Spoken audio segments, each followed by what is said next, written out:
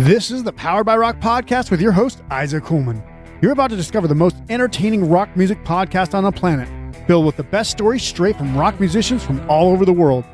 Rock music isn't dead. It's getting better and better. It's time to start paying attention again. With that said, let's get this party started. The mountain's gonna rise and fall by me.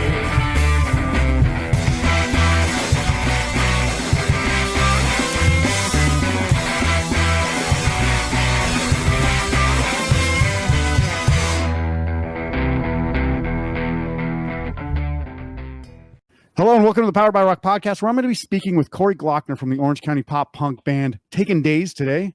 They have a brand new album called Any Minute coming out in January of 2024. I believe that's the launch date, right, Corey? Correct. Yeah, Yep, still on perfect. track for that. Yeah. And that is to follow up their 2020 debut album, Every Second. So obviously with a band that has Taken Days, Any Minute, Every Second, we've got some time references, and we'll jump into that in a little bit more detail later. But this is an absolute melodic pop punk gem in my opinion. I've got to listen to the whole album. I've listened to it probably 3 or 4 times already. Some absolutely fantastic songs on here, and I think this is going to take I'll say it's going to take the listeners' ear holes to new heights, as well as maybe make Taken Days a household name. I don't know if that's actually going to happen, but that's just my projection for them guys. So hopefully, the world's going to cast aside their love for EDM music and just start loving rock music because of Taken Days again. So either way, I'm excited for the new album to come out and talk about the album ahead of the time so that all the listeners can get excited, as excited as I am about this magnificent little LP. So, hey, Corey, welcome to the show. Hey, thanks for having me, Isaac. Yeah, of course. It's been a while since we've actually talked, other than just chatting on Instagram or something like that. But yeah, it's good to see you again. I think it's been probably about a year, because I think I saw you October for Tension Fest last time I saw you in person. So last year. So good to see you again. And yeah, let's dig into some of this stuff about the new album, because I know it's been a long time coming, because even when I talked to you guys last year, and Brent specifically, I had a kind of an in-depth conversation, because I think he dropped me off at my hotel later. But there's obviously a lot of killer tracks on this one. Before we get into each track or how we want to dig into each thing here, I want to talk, obviously you guys did work with Cameron Webb, which is like, the legendary pop punk producer at this point. Yeah. And it took about 2 years to go from, I guess, where you guys thought you may be getting close to, well, maybe let's say a year and a half, where you guys thought you were almost done. And then you took this information, these drafts to Cameron, and Cameron basically just said, these aren't ready. And he said, you have to take these and make them better. That's Brent's basically telling me, his expectations for you guys is high. So like he heard the first rough drafts I think you guys did I think it was your living room or Brent's living room or something like that. And he said, you don't want to be the same. You don't want to stay where you are. You want to be better. Right. So how did that conversation go? Did you tell him that he was crazy? Did you accept that advice and actually do, improve the songs? Or did you actually just say, you know what, let's rework these, kind of get Cameron's feedback as we're making them from now on? Or how did that work out? And do you think you achieved that goal that Cameron set out for you guys? Well, I first want to start by saying that Brent is a liar, so don't listen to anything he says. No, I'm totally joking. No, Brent basically got the gist of it correct. What had happened was, a little bit after we had released the other album, of course, a lot of bands know this, you're usually touring, you're playing those songs for a long time, right? Yeah. And hopefully during that time, you're also coming up with other ideas. So a lot of these songs would just kind of come out of nowhere. I remember one thing, Brent was like, I had to run to my car to record this because I had a good idea. And there was plenty of those moments for, me too.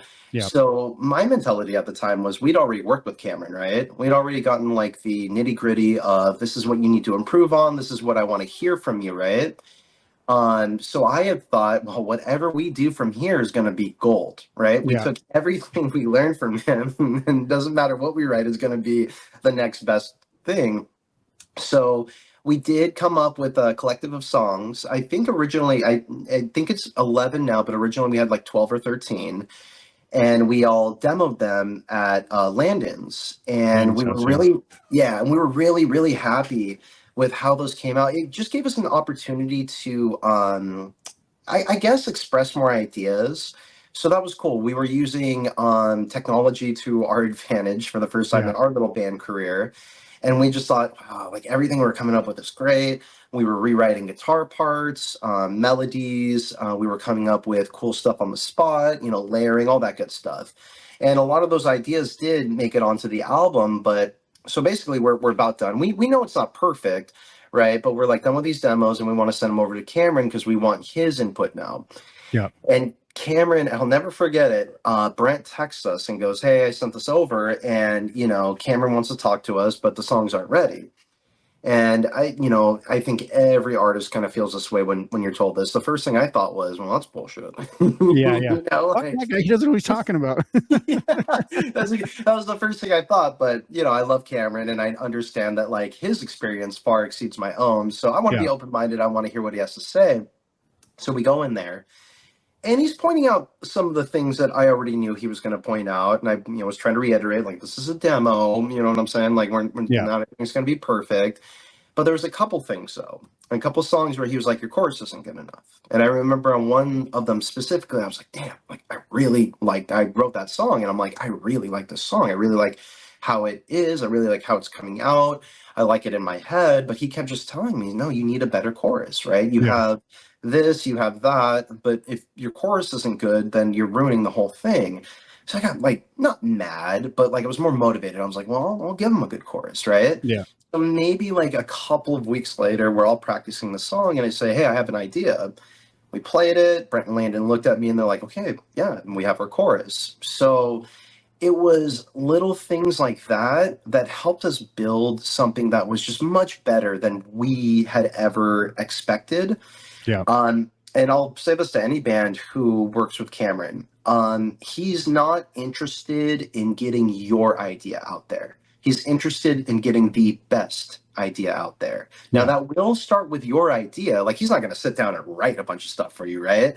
He's just going to tell you, this doesn't excite me. This bums me out. You know, this makes me feel that. And is Cameron, is he always right? No, but he is right a good amount of the time, especially Yeah. for like inexperienced bands like us, too. So it really helped us put everything together. And I think for any band willing to go in and work with them, if you're open-minded enough, whether you're successful, whether you're just kind of starting out, I think there's just something valuable there to be had. Yeah. Yeah. I mean, the thing as an artist, you work with a song, you get kind of ingrained in it. You kind of know it front and back. Right. And then you're used to that's how it sounds. And then anytime somebody says this could be changed, you're like, it doesn't sound right. But that's to you, like to a person who's listening to the first time, if they're comparing them side by side, they'd be like, I'd take this version, the new version versus the old version because it sounds better. Right. But you're like, no, it sounds weird as hell because we've been playing it for 6 months or whatever. Yeah. But yeah, I mean, I think that's the beautiful part of a producer that actually gives you feedback about how to improve songs versus like, oh, it's just about the mix or something like that. Hey, you got to bring this up or bring that down or whatever. And, your vocals, you could do a little bit more melodic stuff or a little harmony here or something like that. Like that's all technicality stuff, which obviously is their job too. Like they help with a lot of that stuff. But a real producer in my mind has that idea of how to make the song the best it can possibly be, regardless of your feelings or not. Right. And so they'll tell you the straight truth. And if you get hurt by it, it's for the better. Like you just have to accept that and be like, okay, I want the best song. Right. So maybe I didn't create it 100% anymore and it's partially created by somebody else, but it's valuable feedback. And I've heard the album, like I said, and there's so many good points in this. Like obviously the last album you worked with them too, a great album as well, but I mean there's certain songs in here that I'm listening to and I'm going, this is better. Like it's got a better hook, it's got more energy, it's got just more like oomph in it, right? Like I'm talking about like songs like Atomic right off the bat, like the chorus there, the atomic, like that catches you. You'll hear that in your head for like a week. I'm like already hearing it. I'm like right off the bat, that's the first song. Like, yeah, that's catchy as hell. Problem Child for me was an absolute phenomenal song. I was like listening to it in my car, like, listening to the songs. And I'm like, oh, these are all really good. And then Problem Child came on. I was like, holy shit, like this might be my favorite song on the album. So, there's some really good ones on there. Least of All You, She Wants More. Like all of them are good, but like these four that I'm like naming right now just seem to have that extra special punch. And you can feel that like, sometimes I've seen you guys live and, you guys have kind of like a laid back energy, but you also still get excited. Not so much as like Mario from Nights Like Thieves or anything like that, but you know, you got some energy and you put it out on stage. But the way that you actually captured the energy in these songs is, I think, better than you did for sure in the last album as well. So Yeah. was there any of these songs that you were like, once you heard it, you were like, holy shit, like that's really good? And then how did you kind of conjure up some of these songs? Did you get pissed off about something, or what were these songs kind of, you know, was there anything in there that you were like, I wrote this song because I broke up with a girl or whatever, and like that pissed me off. So then, you know, you got this extra energy or something like that. I don't think that's the case, but you know what I mean. Yeah. You know, for a lot of it's funny you bring up Atomic, and then we're talking about Cam. I mean, every song has, I think, kind of like a cool little story, whether that Yeah. you know, comes from, you know, me or Brent or even Landon and their experience with it. But Atomic is one of the funny ones in my opinion, because originally, you know, that hook in the beginning, that kind of chorus part where it says, you know, atomic, you want it, we got it. That was just atomic, atomic, atomic. That's Yeah. all it was. That's all I thought it would be. Because my idea when I wrote the song was, you know, we do all of these guitar hooks, right? We never done just a one word like vocal hook, you Yeah. know, do the harmonies, make it sound like a bunch of people or whatever, right? And it's kind of a chanting thing. When we brought it to Cameron, he says, I hate it. And we're like, what? And he's like, well, you just say the same thing over and over again. Atomic, atomic, atomic. And I'm like, That's how you get people to learn the words, Cameron. well, yeah, you know, that's kind of what I'm thinking too. And I'm like, really? Yeah. I'm like, but na na na na na na na na is bad. And that's, you know, All the Small Things is one of the greatest songs ever written. You know what I'm saying? So in a part of me, I'm like, okay, I'm trying to see where he's coming from. And the other part of me was like, well, I'm trying to base this off of other successes too. But anyway, we kept kind of going back and forth, and then God, I got mad one night. I did. I was like, this is stupid. This should be the easy. It's just he doesn't care about the other parts of the song. He thinks that's fine, but this is like the one part. So Brent and I were texting, and we're like, well, what if it's atomic, blah blah blah blah blah blah, or what if it's atomic, blah blah blah blah blah, or what if it's blah blah blah blah blah atomic, all right? Mm-hmm. And then finally, like, it hit me. I go, you know what? Like, atomic, you want it, we got it. And that's what I said. I said, you know, we should write this as an FU to him. If he wants us to be this good or whatever, that's fine. This is the best we're going to come up with. That's exactly what we're going to do.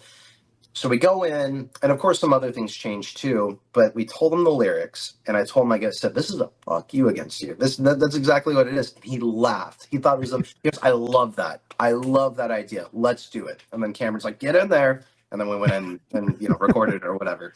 But yeah, like little stories like that. I love, and so many of these songs have those like stories too. Yeah.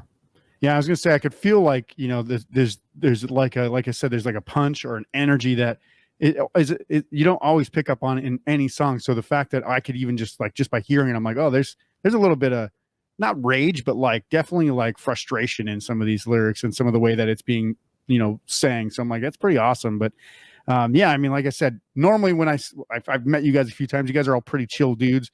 I'm like, I don't just in general see these guys like just popping off like this. So when I'm hearing it, I'm like, that's pretty fucking awesome. So it was a pretty interesting story to hear that it's I guess a big FU to Cameron, and he liked it. yeah. Well, and that's what and this is the whole thing about Cameron. Like, it's nothing personal. Like, when it comes down to it, you know, he loved that idea because he knows that, you know, if this does take off one day, people will be interested and think that that's kind of a cool thing. Yeah. Also, that too, I think Cameron likes honesty, and I think he will know when the artists are maybe trying to play a character more than actually be like honest with how they, you know, relate to the lyrics. Yeah. So I think it was a bit of both. Yeah. And I should interject here before anyone is like jumping off and be like, oh, I got to go talk to Cameron Webb because Corey's talking shit about him. You know, you guys have used him so much that you now consider him basically like the fourth member of the band. Like, he's that integral to your guys' success and what you want to achieve. So it's not like you're slagging him off and being like, oh, I hate that guy behind his back. It's like, no, you're just, you know, it's like brother. You're like, you talk shit about your brother, and then if somebody else talks shit about your brother, I'll kill you, man. Yeah, it's one of those. It's like the guy thing, you know. Like, I'm never gonna like just text Cameron and be like, I love you so much, you're my mentor or whatever. We're gonna give each other shit. But if I had to be completely straight faced and serious, Cameron has been not just a hidden fourth member of the band, He has been a mentor and a guiding light, and I probably wouldn't even be having this conversation with you today if it wasn't for his intervention with the first album, because that Yeah. really helped open a lot of doors, make a lot of friends and connections in our little music scene. Yeah, that's awesome. Now, before I jump into it, do you have like are you guys, do you know what label you guys are putting the album out on? I know you put, I think it was Wiretap Records last time, right? hmm Big shout out to Wiretap and Rob. Yeah. This time around, we are going to be working with they're a newer record label, but called 55 Rows. Okay. Shout out to John. John has been a part of things like Imperium clothing.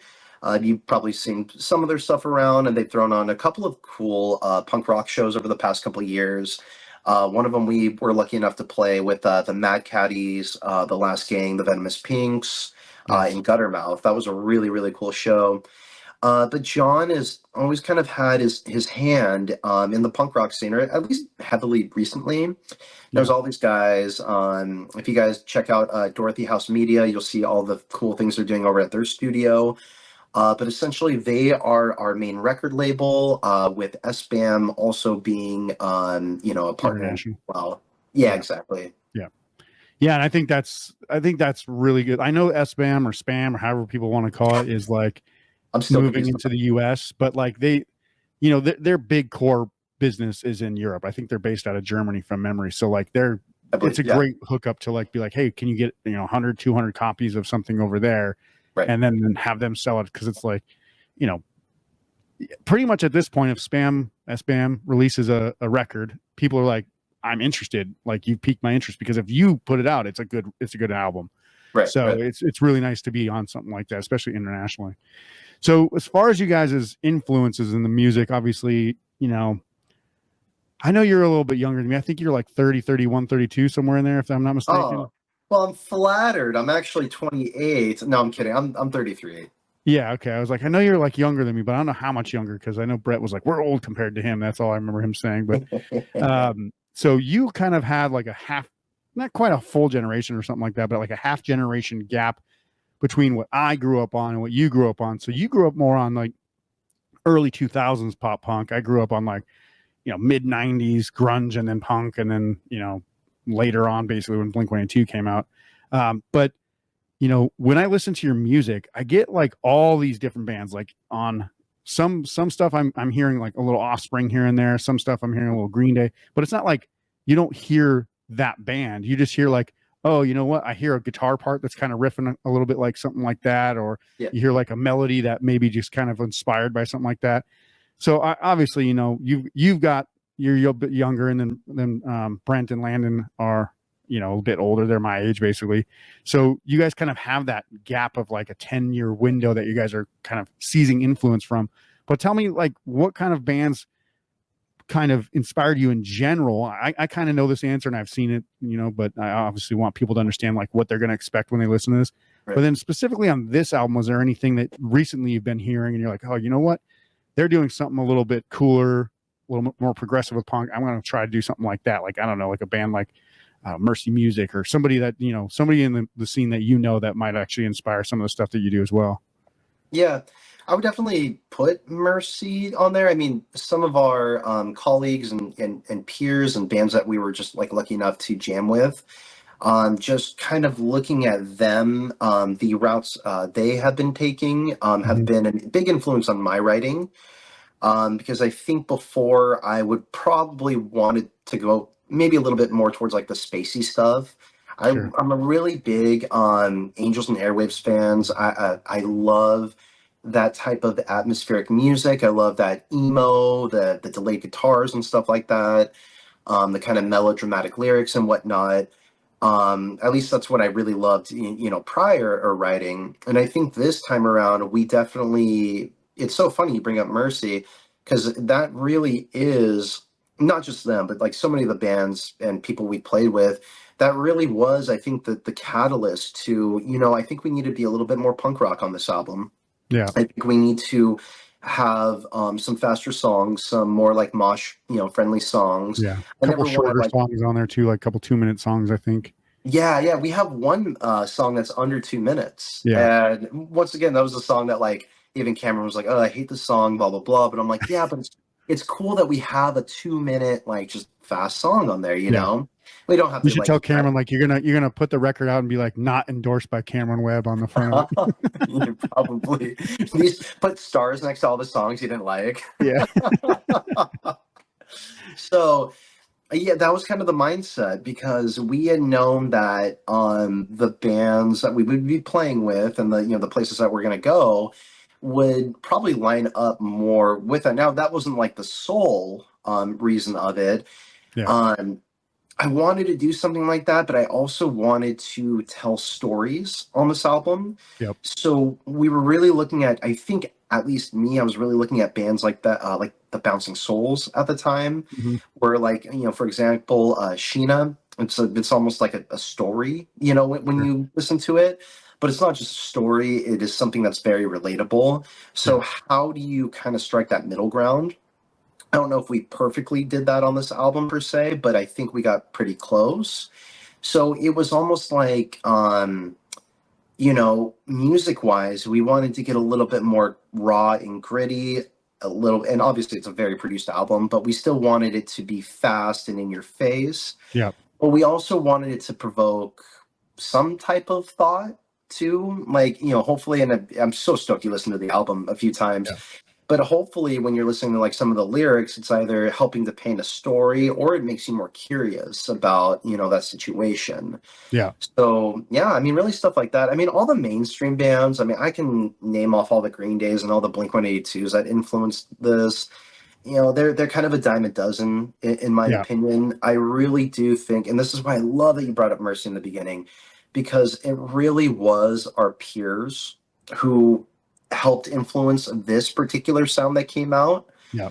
Now I'm hoping we evolve that sound and we do different things as we go on. Like I'm writing songs for the third album right now that I'm like, this is weird, but let's try it. Let's at least we have to try it. So I'd say a little bit of everything, just wanting to be better, wanting to play music that kind of fit well with our peers, and trying to push ourselves too, to do things that we've never done before. Yeah. And you mentioned that, like, obviously in a live music setting, if you're playing with a bunch of up-tempo bands and you've got like 4 songs in your set, they're 4 minutes long, kind of slow down songs, people are like, what the fuck is happening right now? I was like, this is just a different thing. Like, you got to have other songs that you can then inject into a 30-minute set. So it's like, well, we're going to write some of these songs too. So, you're already playing with these bands. And when you go out there, you can, it's weird because you can always sense a crowd's energy. Like, you're like, okay, I think we're losing them here. Like, they're just watching us now.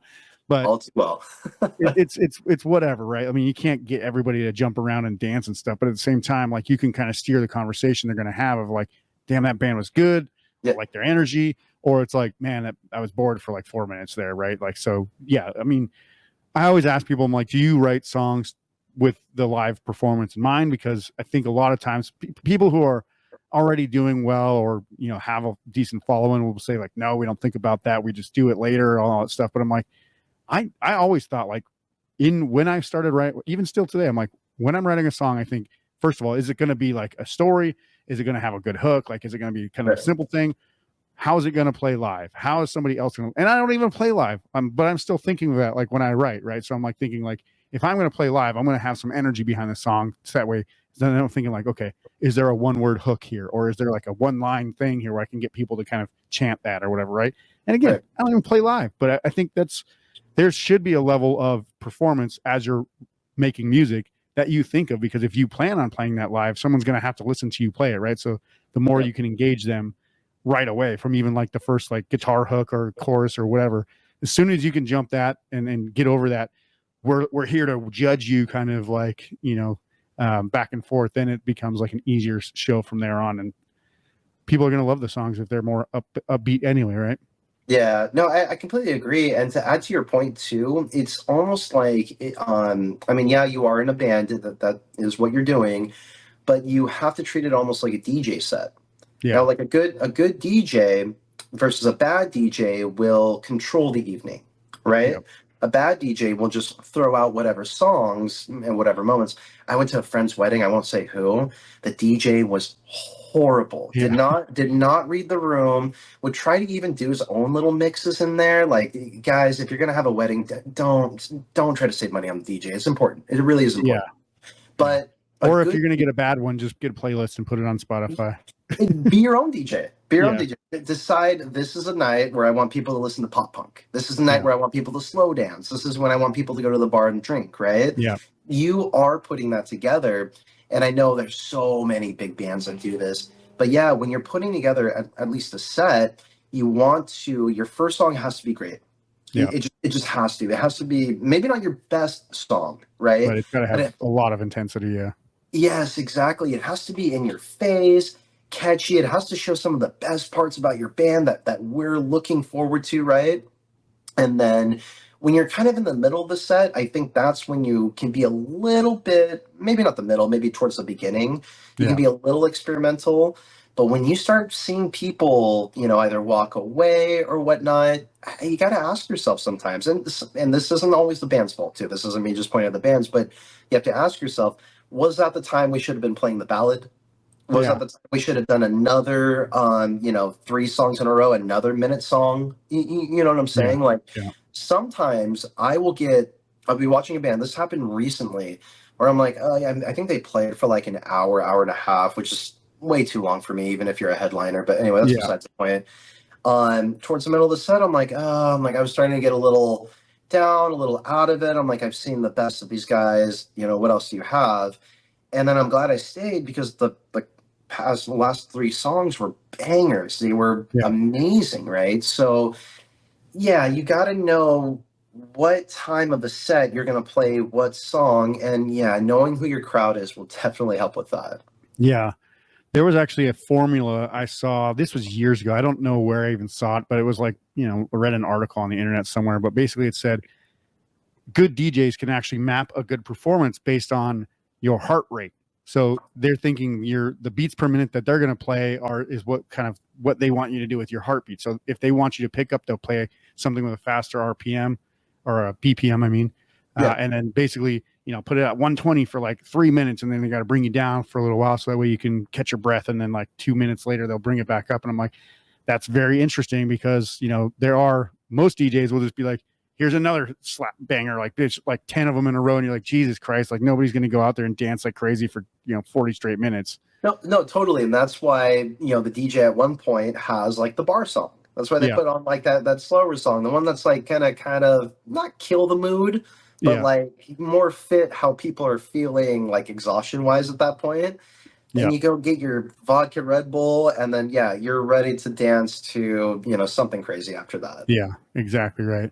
So was there any specific song on this album that once you finished it, you were just like, no, that's really good. Like that's better than what I thought we could make for a song. Was any of them shocking you? Oh yeah. She Wants More. I think the first time I had heard that, because that was one of the ones that did go through a bunch of, not a bunch, but there's a lot of changes. That would be the song I was talking to you about earlier with the chorus. Yeah. Totally different chorus in mind. And the song has like a lot of meaning to me. Essentially it's a song about somebody falling in love with somebody they don't want to fall in love with. And what I did was I made that person like a monster, so I try to like kind of like write a monster movie type of thing off of it too. So I'm loving that idea. I remember I wrote that guitar riff too in the beginning, not even at a Taken Days practice. This was at my other band's practice. And I remember thinking like, I can't keep playing that. They're going to want to use this. And I want to use this for Taken Days. So that one, the first time it came out, and just knowing how many times it evolved, right? Because it wasn't just in Cameron's studio, it was evolving towards that, from that point. So we put it on, and I remember I just sat there, and I think, not to go too personal, I think I just started crying though. Like, because it was like one of those things, not just for Taken Days, but for me as a musician, to listen to this song and have it come together so freaking cool.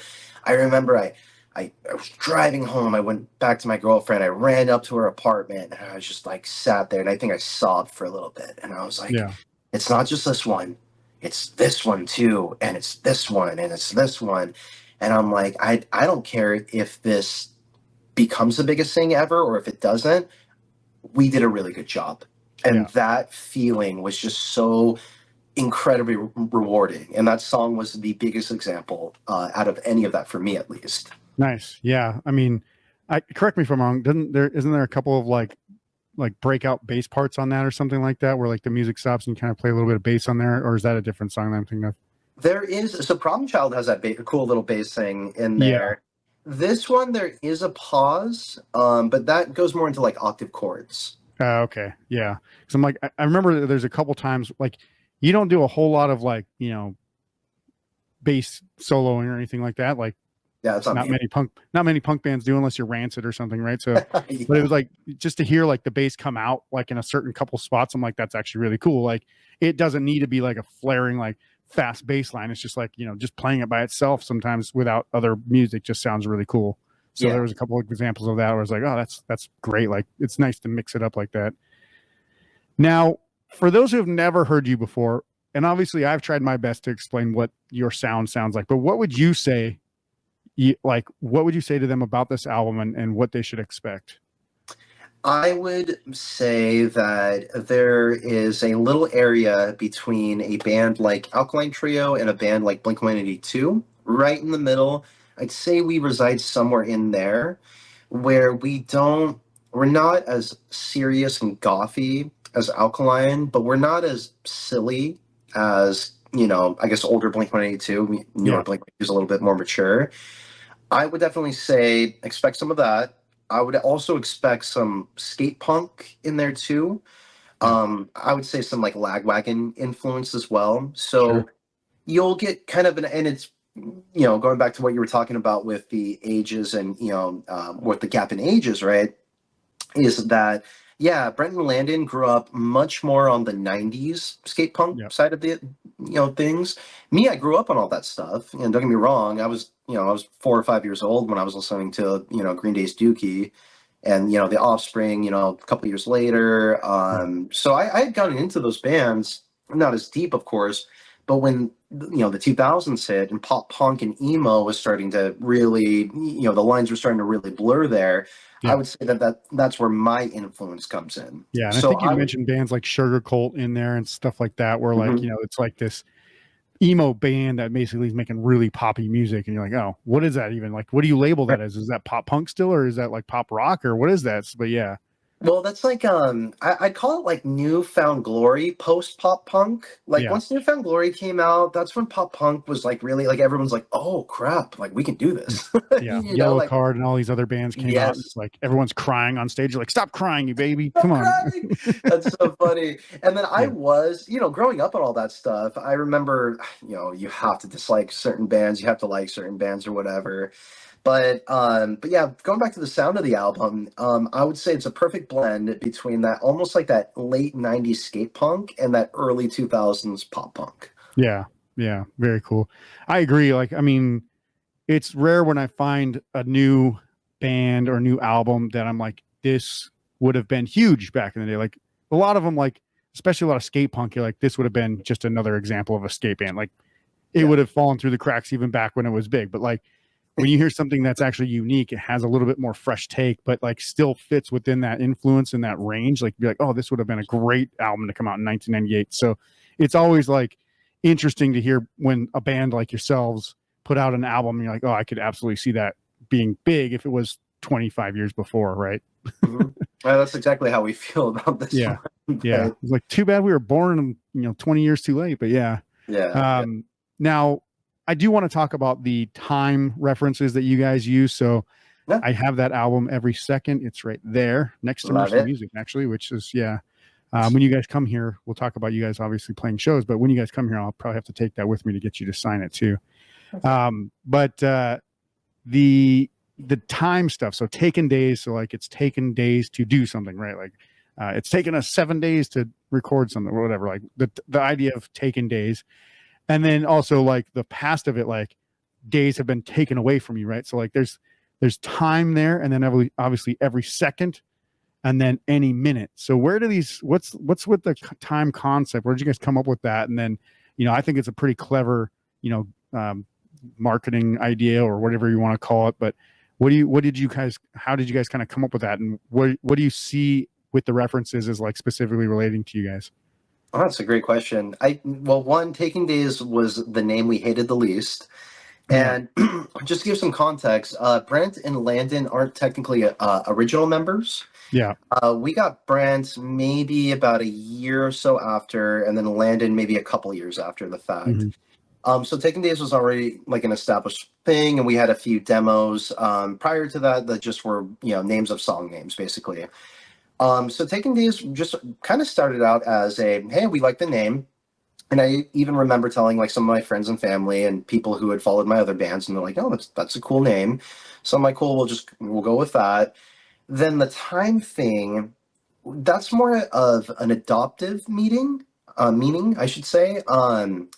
It wasn't like we were like, "Hey, let's do this time theme or whatever." We just, God, I'm trying to think of why we decided to go with every second. Because I think the idea of every second was, well, we'll follow it up with a minute, and then we'll follow it up with that with an hour, and then we'll actually work towards a self-titled album, Taken Yeah. Days. Once we get that, I mean, whether we continue with the time theme after that, that's going to be up in the air. But I think what it's meant for me, at least over this time, is it's almost like it almost means like a second chance to me. Yeah. Because as somebody who dedicated their entire 20s to this, didn't really, get their footing in there the way, they wanted to. Taking Days was going to be my last shot. I told people that all the time. I said, "Hey, I'm coming up with this, new band. I'm going back to basics.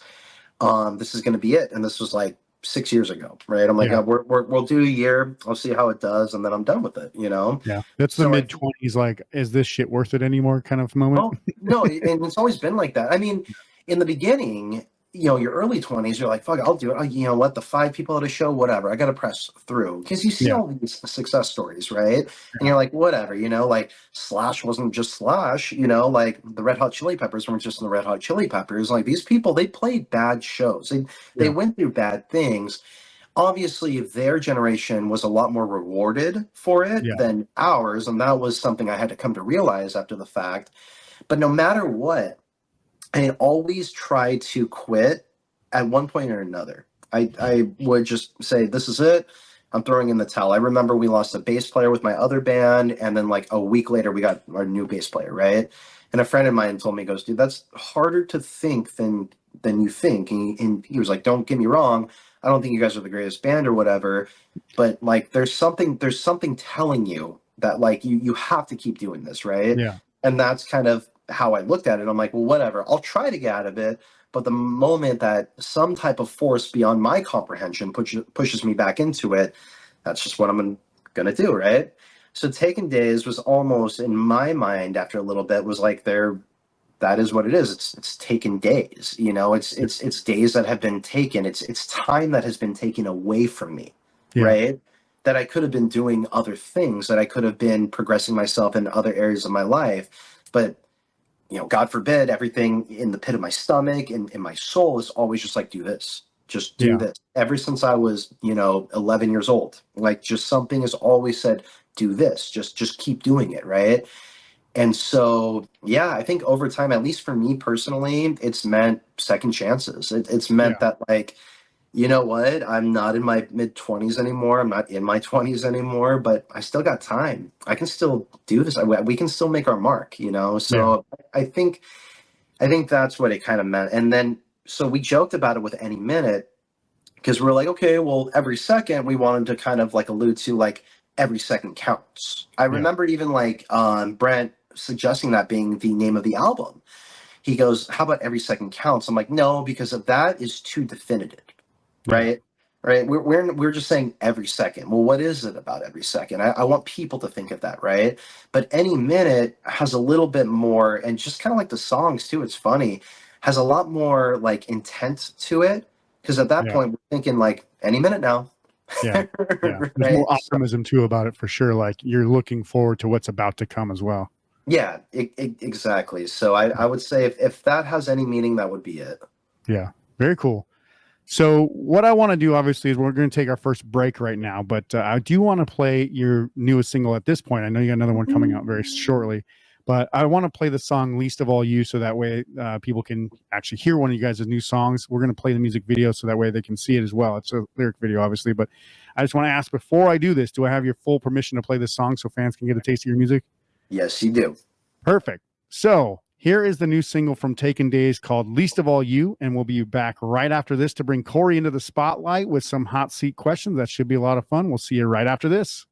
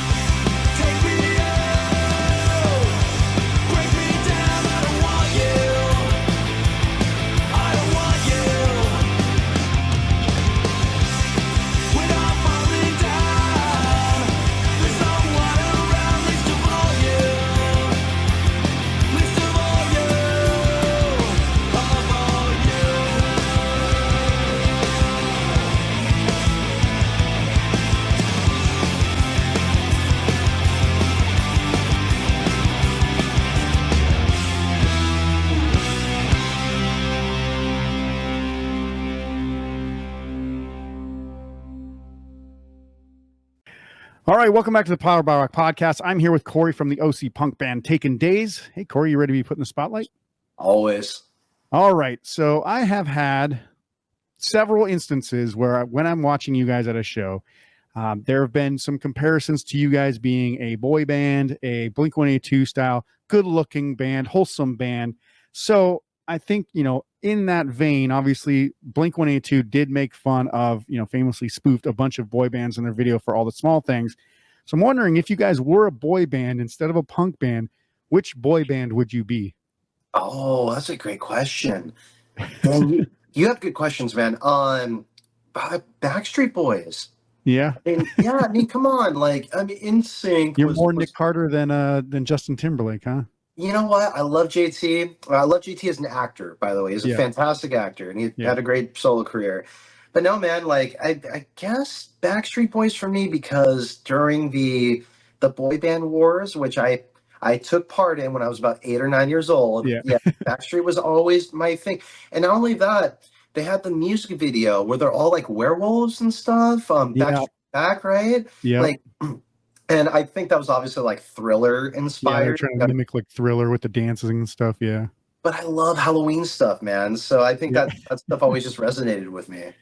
All right. So I was going to say maybe a 98 degrees in there because, you know, it's a 3-piece versus 3-piece. But yeah, I mean, you Were just they? have two. I didn't know Have they were two. babies. Yeah, 98 degrees was, I think, 2 brothers and like just another guy. I think it was like Nick Lachey and his brother, or the other 2 guys were brothers or something like that. Yeah, but it was a 3-piece, I'm pretty sure.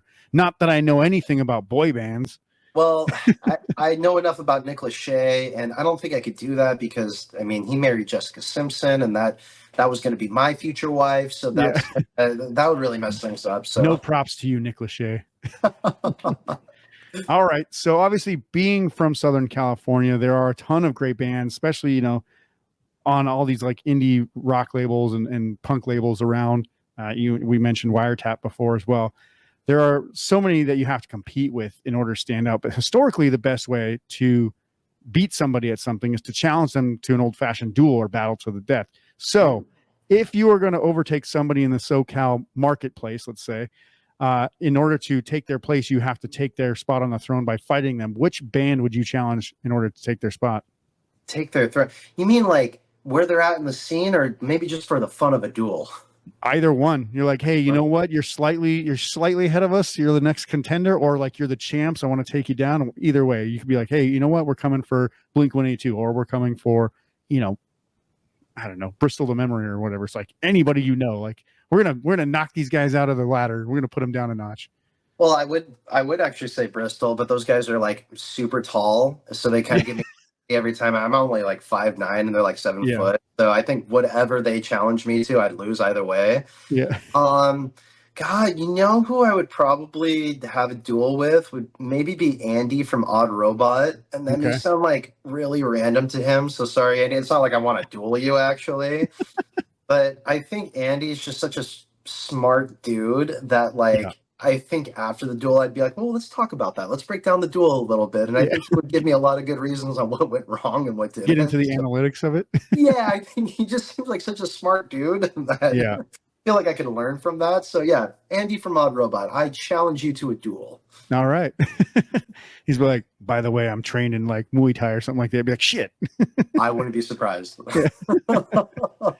Yeah, and they actually have new music out too. So I think their new album's coming out in a couple months, or is going to come out this month. I can't remember, but I know they've released a couple songs for it already. So that's a good shout because Odd Robot is pretty awesome. They All are. right. We'll be doing their record release December 9th. So just December heads up. 9th. Yeah, Awesome. December So a month 9th, yeah. before yours or so. Yeah, very Yeah. cool. All right. So question number 3, the first time I ever met you guys, I ended up in your touring van drinking beers and seltzers out of a cooler and hanging in your hotel room before hitting casinos. That was actually a pretty tame evening from memory. But do you ever have like a wild night story from one of your shows where you're like, how the fuck did that just happen? What did we do there? Oh man, I mean, there's one I may not be able to tell like too much of. So, I mean, without going like into too much detail, this is on the You don't same. want to incriminate yourself. I understand. I just don't want to give anyway bad information. So the run that we did with you, which by the way, quick side story of when we met you. I don't know if you knew this, but you came out to the show. You were at Evil Pie, right? Yeah. And the entire time I thought he's Brent or Landon's friend, right? Yeah. And I think they thought I was Mario's friend. And then Mario was like, I just met this dude. Yeah. And that's exactly what happened. So I partied with you the entire night. And I remember going up to Mario and I was like, dude, that guy's really cool. Like, tell him to come by anytime. He goes, I'm like, you have really cool friends. He goes, no, that's not my friend. Yeah. And then I found out later that you do all this stuff. I'm like, well, that's really cool. Yeah. Yeah. Because he was like, yeah, come on to the show, meet you. And like, you know, because I think Mercy Music was supposed to play that show and then they had to drop out or something. I can't remember what exactly happened, but yeah. That was it. And then at the end of it, I'm like, I put 2 and 2 together. I'm like, oh, that makes sense. So, you know, Mercy's from like Las Vegas and also they're amazing. Yeah. But it was just so funny. Like the entire night, I'm like, I don't even think I got your name until like the next day too. But talking to you, we're having drinks, we're going to like the tables and stuff. And then like Mario's like, that's not my friend. I'm like, oh shit. Like, well, we like, I don't even know that guy. So later on in that run, we thought that Vegas was going to be, you know, the gnarliest spot because for good reason, right? Yeah. The entire night, even after you left, dude, we kept going. I mean, we were going to like about 4 or 5 in the morning. But we go to Prescott, Arizona, And it's even an early show. We played at like 6 or 7 or something, right? And we're like, this is gonna be the one, like this is the end of the show. It's not gonna be that many people, blah blah blah. But we go and we play, and we literally have all the locals there who are like not ready to go to bed yet, and it's like 8 o'clock. And Prescott's Yeah. a really like, a little bit of an older crowd. Everything kind of like dies down a little early, but these all this crowd. I mean, the room was basically full. Everybody was all into it. I mean, they like treated us like rock stars. It was kind of crazy, man. Like every time I'd go up to the bar, like somebody would just run in and be like, "What do you want?" Like, well, Yeah. I was gonna get a water, but Yeah. what, you want to buy me a Well, if drink? you're gonna pay for it, I'll get that thing up there. So it went from this is gonna be a mellow show, right, to oh my god, people in Prescott can fucking party. Like Yeah. there was one point where this girl came in, really nice. I think she knew one of us somehow, but anyway, she came in. We were talking to her, whatnot. At the end of the night, she's so blasted. I was outside of the bar, and I see her walking out, like her husband picked her up or something, and she looked back. One of her friends said something, and she goes, "Woo!" And I was like, "Whoa!" Like I didn't see that in Vegas. Yeah. So we just the entire night we were just going, going, going. We went to see like some like dive bar that ended up being open. We ended up going to somebody's house. We couldn't get an Uber back. It was like this whole thing. So the next day we all woke up and I looked at him. I was like, dude, we needed adults. Yeah. We're not being adults the entire night. We needed adults. So that morning, Brent and Landon had a couple of like breakfast cocktails. And I'm like, I'm driving home. So I drove Yeah. them home the entire time. Fantastic drive home. We listened to like all of our favorite albums. Great bonding time. Stopped for pictures. But yeah, without going into too much detail though, Prescott, if anybody ever gets a chance to play there, do it. That was one of the best places we've ever played with some of the most fun people. So Oklahoma is okay. Oklahoma is okay, but Ohio is still for lovers. Yeah. There you go. All right. So this one's going to put you in a bit of a twist here. I'm going to throw a curveball at you. So if you were a real magician, so this is question 4. If you're a real magician and could pull something amazing out of your hat, what would that something be? Oh, a dog. 3 dogs for everybody. I keep my dog in there. Yeah. Yeah. That's actually a good point. Like carry him around with you and be like, all right, time to go back in the hat. But like the dogs get like progressively like bigger. Like you pull out like a Chihuahua Terrier at first, and then like it's like a Bulldog, and then Pit Bull. That'd be pretty amazing. Obviously, it'd be like a clown car. How do you fit all of them in there? But that's the beauty of magic. You can have whatever you want in there, right? So It's magic. I'm assuming you're a dog lover versus a cat lover then? I love both, but yeah, here? Hold on, give me a sec. Here. Oh yeah. Little This is my Chihuahua daughter. mix, I think. Yeah, she's a little Chihuahua Rat Terrier mix. Yeah. I wouldn't say I'm one or the other though. I grew up with cats. So Yeah. we never really had dogs. But she's probably the reason why I love dogs so much.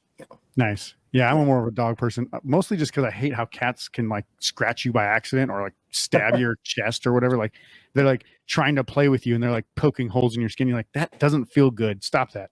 Yeah, yeah. Well, my girlfriend has 2 cats, and when I first started like staying over at her place, I would wake up in the morning and be like, "Your cats like attacked me." He's like, "No, they didn't." I'm like, "Yeah, my toes. Like they would just come and like scratch my toes." Like, "No, Yeah. they don't do that." And then we moved into our new place, and she goes, "Oh, the cats are scratching my toes." I'm like, I fucking told you." But cats have their own. I think both have their own, but most people, this is how I feel. I feel like people like people who like people love dogs, Yeah. right? And then more of like the introverts on that side, they're more of cat people. And I Yeah. can kind of see why. I'm very both. That's just like, I want my dog, but I also really like what the cats bring to the table too. Yeah. So Yeah. And cats they're definitely not as needy. They're like, you could leave me alone for 6 days. I'd be fine as long as you Yeah. got food out for me. yeah, exactly. So you don't have to think about it that way. I mean, a dog is kind of like a child in Yeah. some They're aspects. so needy. Yeah. All right. So question number 5, this is a question I ask almost every guest now. So it's kind of like a standard one, but what 4 musicians would you put on your personal Mount Rushmore of musicians? So either being influential or being your favorite, and they don't have to be like four parts of a band. It could be like four singer-songwriters or four drummers or whatever. So what four musicians would you put on your Mount Rushmore? I would have to say Billy Joe Armstrong would definitely be very up there. Johnny Cash. Okay. Let's see. I can't pick one person from Blink because it's Blink as a collective that really works for me. Yeah. So I won't go that. Sorry, Blink. You guys have enough fans. You're probably in enough award shows already. You're fine. I'd probably put Keith Moon on there. Okay, drummer. Yeah. Yeah. From Who, right? That's the Who, exactly. I just think that, oh man, so influential. Yeah. And batshit crazy, but awesome for sure. Yeah. Yeah. Well, he has all those crazy stories, right? Yeah. But also too, like his drumming, do all those like stupid like faces and everything, and like I stand up and play standing up. You're like, who does that? Like, yeah, exactly. So no, I love it, and I love drummers. Yeah. And then the last one probably Paul McCartney. Okay. Yeah, classic. Can't really go wrong with a Beatles reference. No. Almost everybody these days. It's funny because like when I was growing up, if you said that you like Paul McCartney more than John Lennon, you were like a pop lover. Like you weren't really a Beatles fan, right? But now it's like more people are coming around to Paul's like actual, influence on the band and his control of certain things and what he brought to the table.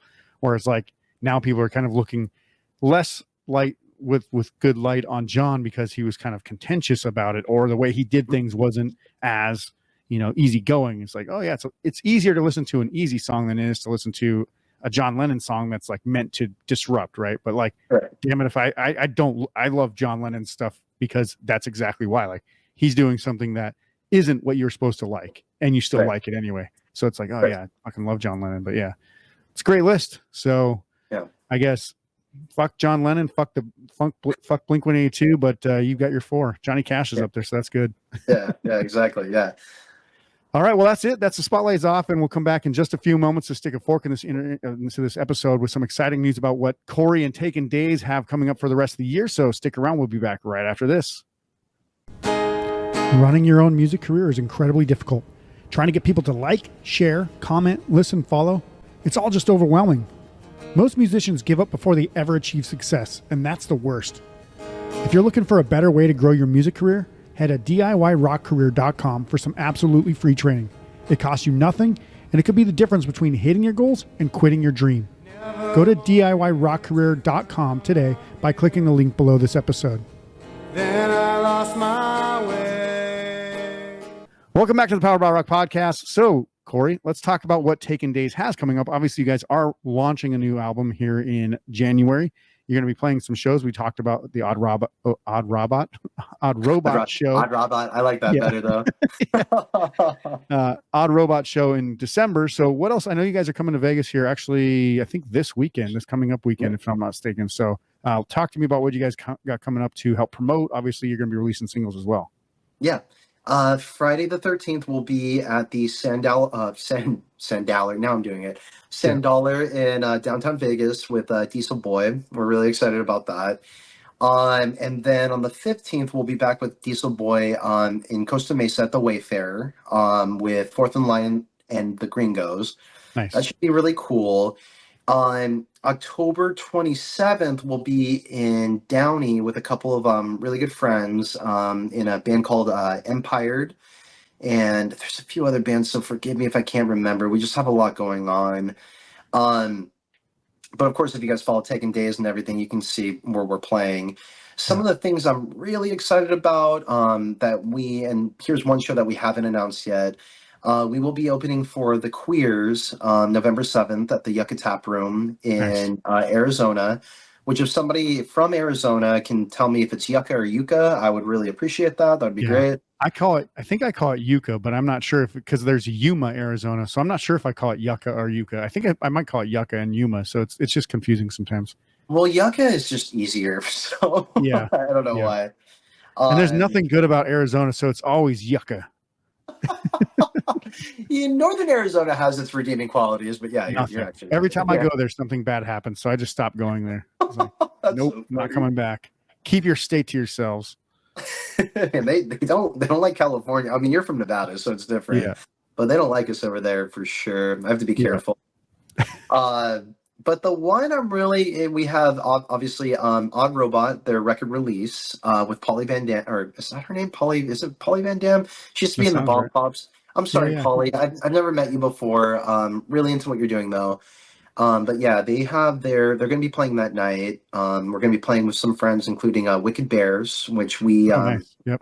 love those dudes. Those guys are awesome. Yep. They're up Um, there on this side, actually, over here, but you can't see it. They're off camera. so, well, they're in Nevada, right? They're in Salt Lake City. Yeah. Oh, that's it. They're in Utah. Yeah. Okay, for me. Yeah. That's great. I mean, and I think you guys have like a single a month coming out until the release, right? So I think there's one that's about to come out. I think it's I know this, don't tell me. Oh god dang it. It's about overzealous. Yeah. Oh, yeah, Overzealous. Yeah. Yeah. October 18th, Overzeal Us, which used to be Overzealous. We just thought that would be funny for some reason. There's not really a story behind that. Anyway, Yeah. Give us money. That's what it's saying. That's what the yeah, title that's says. a lot of people think that's funny. Yeah. So that's coming out October 18th. Really excited for that one.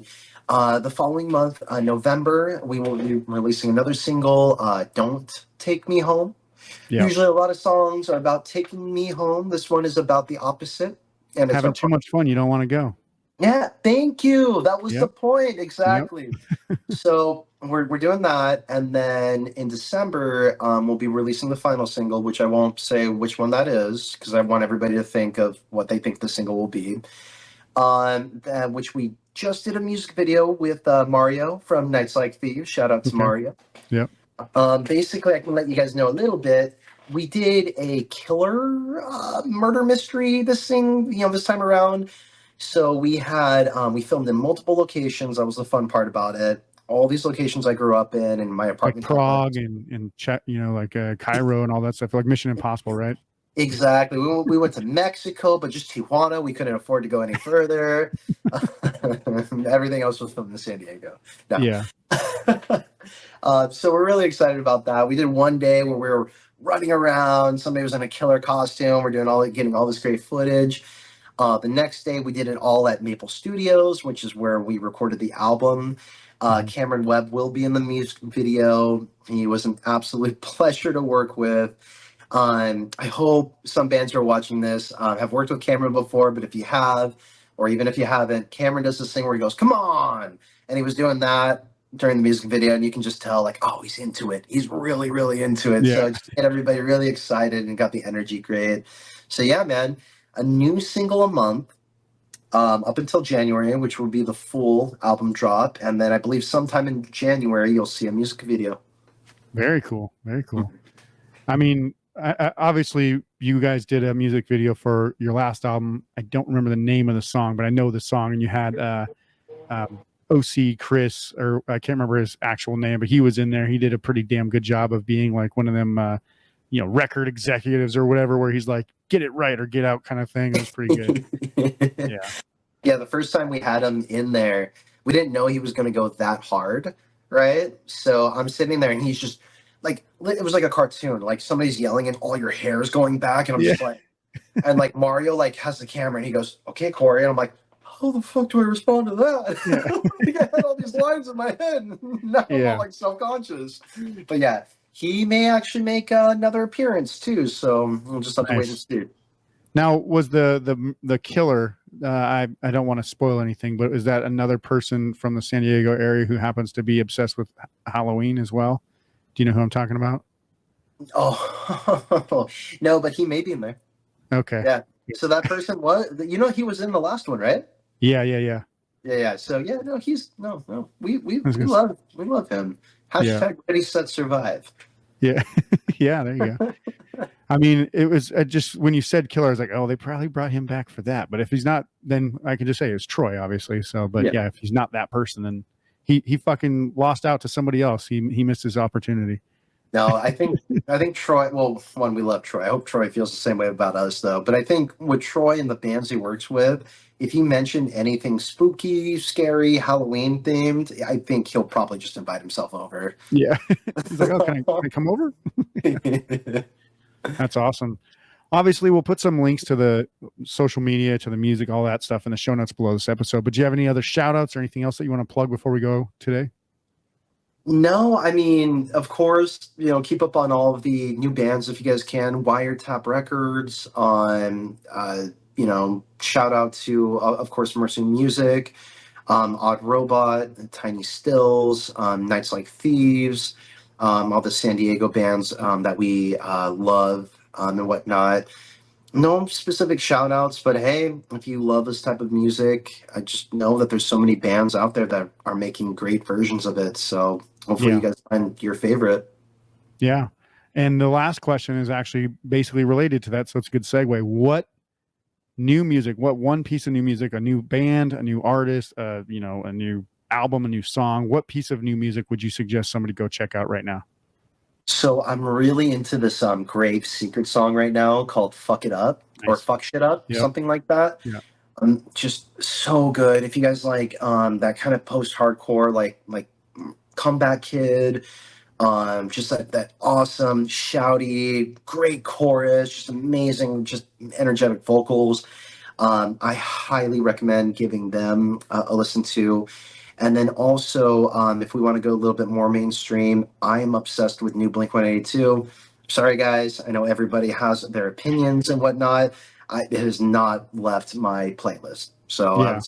would add, something local. Grave Secrets is amazing. If you want to add on to that, the new Odd Robot single is also amazing. But yeah, if I'm going to go more mainstream, that new Blink-182 stuff is just fantastic.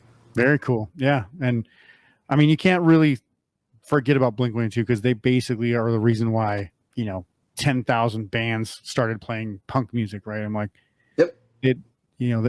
Back in the Greek days, it was Helen of Troy whose face launched 10,000 ships, right? Now it's like Blink-182 launched 10,000 bands, probably more than that, probably like 1 million bands by this point. But Yeah. it's that they're that, iconic or whatever you want to call it. But Yeah. I think, that's the great Grave Secrets. I'm really looking forward to that album. I think it's about to come out in the next month or two as well. So I'm really looking forward to that album coming out. But yeah, we'll put all those mentions into the show notes as well. So go check out that music. And then I want to thank you, Corey, for taking the time. Obviously, we've been sitting here for about an hour, but it's been a great conversation, I think. And I'm looking forward to people checking this interview out and listening to the new album. So make sure you guys go to the show notes below this episode to check out the music. Go follow them on social media, follow them on YouTube, all that stuff. And remember that the Powered by Rock podcast is powered by our listeners. To show some support, please be sure to subscribe and share the podcast on social media as well. You can also make a donation to the podcast to help us keep making awesome episodes with awesome guests like Corey. And you can also see the full interview, the video interview, on YouTube and Spotify as well now. And if you want to check out some of our awesome content, our merch, or our gear, you guys are actually sponsored with our cables. So you guys do play our cables. Yeah. We do. You can head to, at least you had them. I don't know if you still have them, but you definitely have them. We do. Yeah. We still have them, yeah. He's like, I think so. I think I put them in my gig bag. I haven't pulled them out yet. But yeah. That's Brent. No. Yeah. But if you want to check out some of that cool stuff, go over to poweredbyrock.com, see what's good there. That's our show for today. I'll see you soon for the next episode. Until then, rock on.